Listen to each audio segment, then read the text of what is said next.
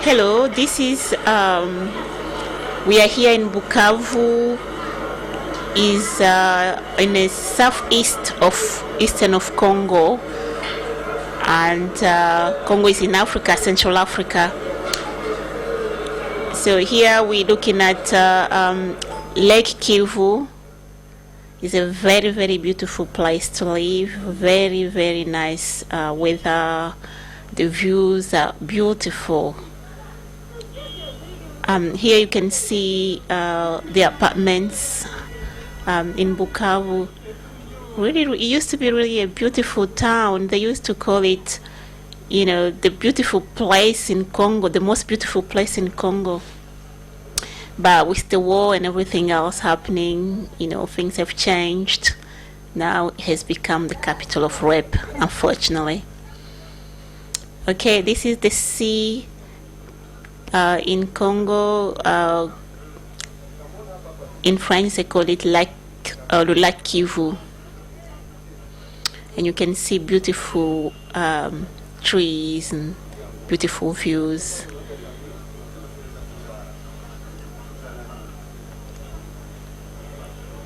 Very nice place to live. It's really a shame that we've got war in Congo, but hopefully one day this will change. Here we are at There you can see. we're going to You can hear me. I'm in Panzi. I'm at Panzi Hospital now, and it's showing. Maybe you can just listen to me instead of me. Okay, here we're in the market. We're buying the clothes for the ladies, and all these ladies are selling the fabrics. They are volunteers as well on the project. They are helping us on this project. Most of them, they just felt compassion for the women, and they just joined us on a project. We even go as some people who provided us with transportation, cameras. We didn't even ask, they just felt compassion for the women, and they just joined us. It was amazing how people can come together for such a good cause and just make it happen. We didn't have enough money, we had little money, but because of the support of everyone who came, the project was really a success, and we're really grateful to all these people. Here in Kadutu, which is like the big market in eastern of Congo, especially in Bukavu, that's where you get your clothes, your food. It's really, really a big place. So we came here to buy the fabrics because we didn't want to buy anything from England because of the shipping cost. So it's cheaper to buy here in Congo. I think each fabric was less than £10, and we go about 240 of them, and that means we didn't have to pay for shipping and everything else. So that was really nice. Here the women are counting the fabrics and see if we've got enough. We did the project on 4 days, so each day we had to come to the market and buy the fabrics and see a group of women because we couldn't see all the women at once. The hospital is very big. Okay, here we already at the hospital, and this lady, she was like one of our guides, and now she's telling me her story, how she was raped, and she's telling people how these soldiers, they used to also ask even your father to rape you, and that was really awful. I was so embarrassed and so sad to hear some of the stories. I couldn't even tell you all the stories. I'm like choosing which stories to let you hear, because some of the stories are I know, really good to hear. Now I'm asking her why she's here. She's telling me one day they went farming and with her mom, and when they arrived, they took the mother and her other sisters, and she was lucky because she had her period. So what they did, they inserted objects in down below, and she's saying her other family members were taken to the bushes and they were raped, and 3 days later they came back. 3 days later they came back and they had to pay money, $20 each, to get back to their family. Otherwise they wouldn't release them. So they were like paying your bail, they were on bail. Now she's telling me, it doesn't matter how old you are, even you are 10 years old, 12 years old, you still get raped. And she also mentioned that when you go back to your villages, sometimes your husband doesn't want you back unless he's a believer or a Christian. Then he will take you, but you're going to be just like a second citizen, second class citizen. So you're going to just stay there like a servant in your own house because the husband is not interested in you anymore.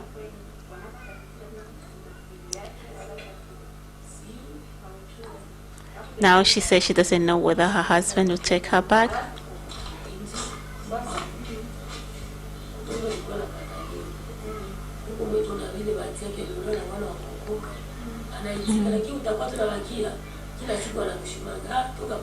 She says sometimes you can be lucky if your husband is a Christian, he will take you back, but he's gonna start like abusing you.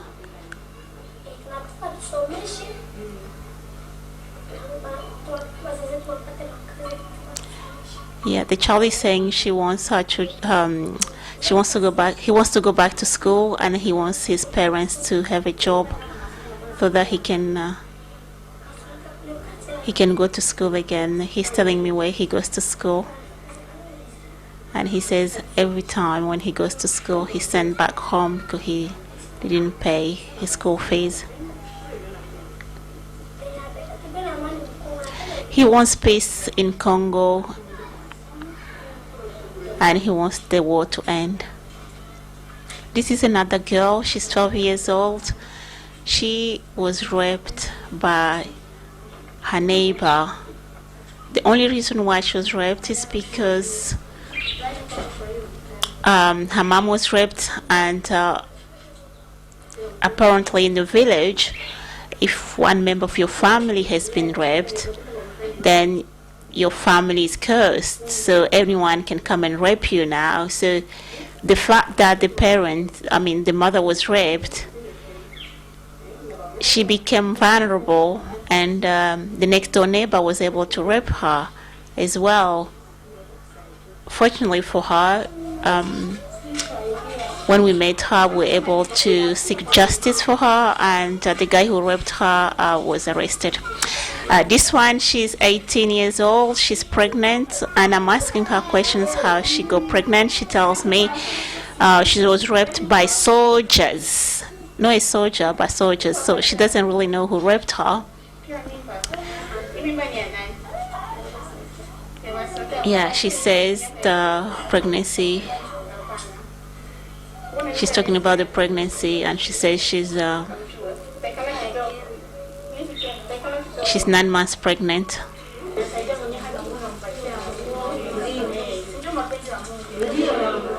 Now I'm doing my little preach. I don't know where it came from, and I'm giving my testimony, and I'm telling them how how I've got God favor in my life and how He helped me during my trials and tribulations. So I'm just explaining to them that as long as they've got faith, they will stay strong. And I'm telling them that God saved my life by taking me out of the country and taking me to England.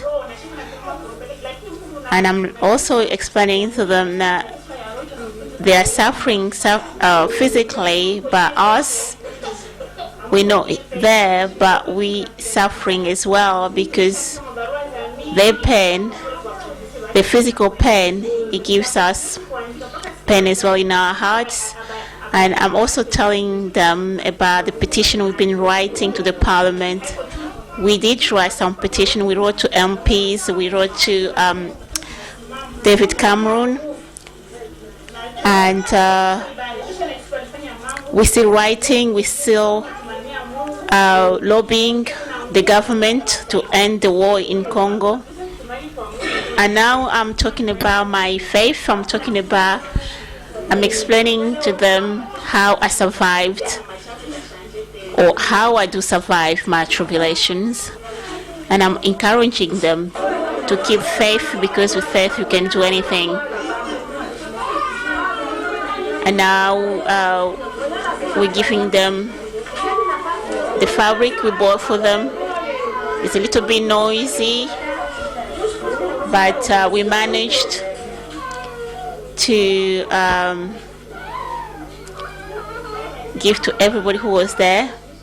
We did a project on 4 days, so we divided the women in groups. So we came, each day we saw, I think, at least 50 women and children,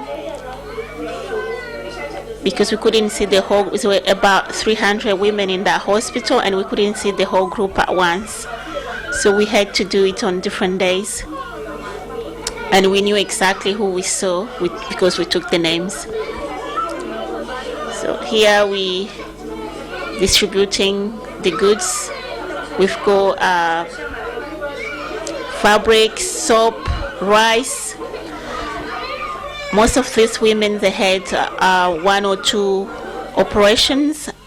So because they had a fistula, which means they become incontinent, and they don't really have clothes when they come from the villages, because when they get raped, the soldiers, they come into the properties, they come into the houses, and they take everything, including the clothing. So when they go to the hospital, they just got the clothes they are wearing. And if you're incontinent, just imagine how difficult that can be.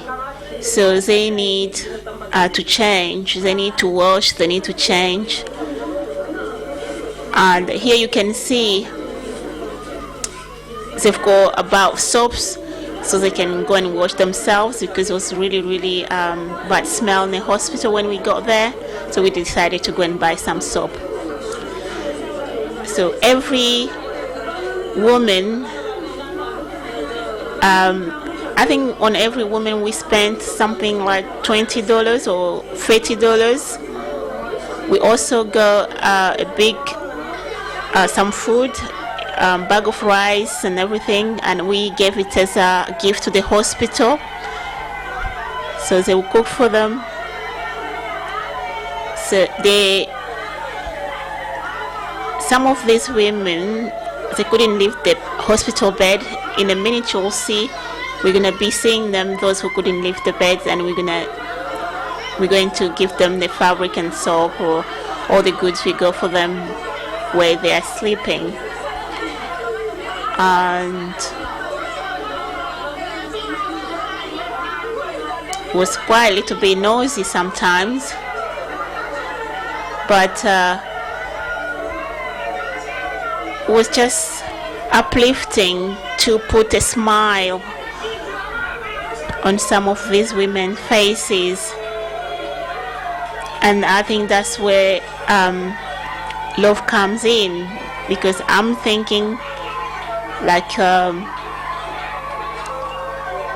without compassion for the others, I don't really see where the religion is. Personally, I think the right religion is when you can help each other, and that's what I stand for. Here we've got this woman. She's in a hospital. She can't pay her hospital bill, and she can't be treated. She's got a serious illness and she needs treatment. She's been waiting for treatment for days, and we had to pay for her treatment because she didn't have any money. And believe you me, this treatment is only $3 or $5, less than $10. Likely, although we bought stuff for them, but we also put on the side a little bit of cash so we could send some of the children who were hanging at the hospital for no reason. We managed to put them into local schools, and those women who couldn't pay for the hospital bills, we managed to pay the bills, and we just thank God we were able to do that. And we didn't really need much money to do that. The whole project didn't cost us. I think the whole project was about $4,000, which is less than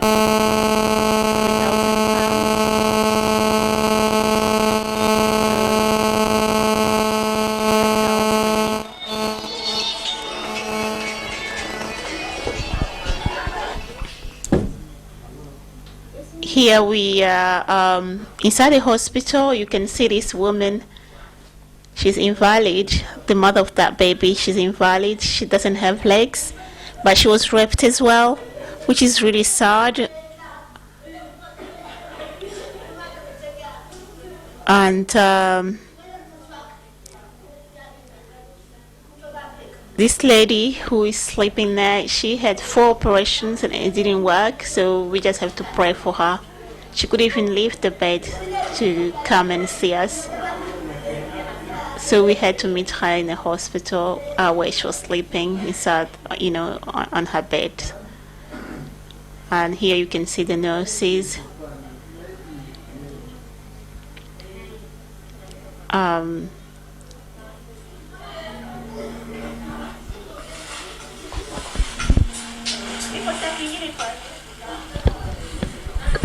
And these ladies, they couldn't leave the hospital bed, so we had to go to them and help them while they were sleeping.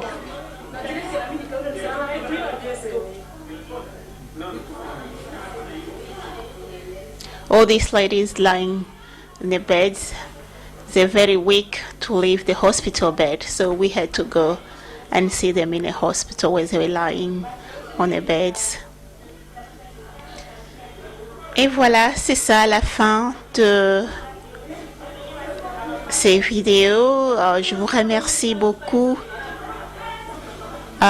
pour votre temps. Je vous remercie pour l'opportunité que vous nous accordez, les temps que vous nous avez accordé pour regarder ces vidéos. Nous vous remercions et nous rendons grâce à Dieu pour tout ce qu'il fait pour nous et pour ces femmes. Merci.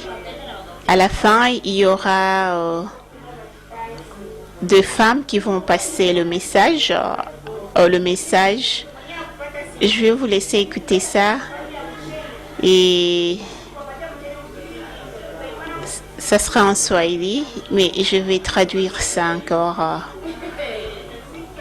en anglais ou en français. Now I'm explaining to them that